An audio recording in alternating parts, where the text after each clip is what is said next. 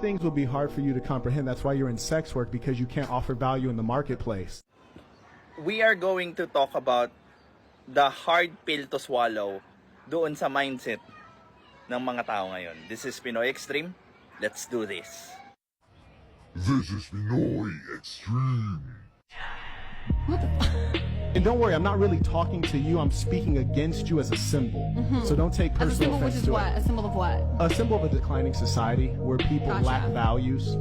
Well, the values that he is talking about there is not the usual typical, yung subject, good manners and values, so on and so forth.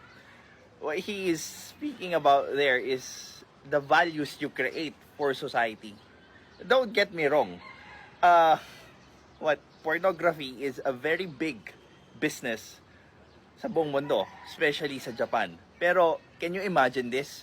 If all beautiful people, and especially ang daming beautiful ngayon, would go into that industry, magkakaroon ng overpopulation ng workers dyan sa industry na yan. And what would happen if oversaturated yung market na yan? Of course, bababa yung value nila.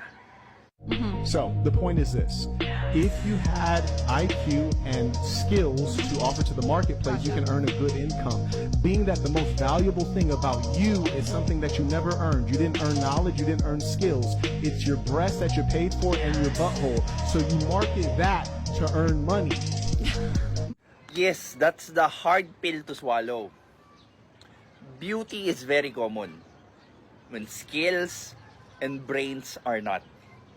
So, yung kakompetensya mo doon sa pagkakakitaan mo would be a lot. It's like literally a sea of beautiful men or women wanting to have that big paycheck.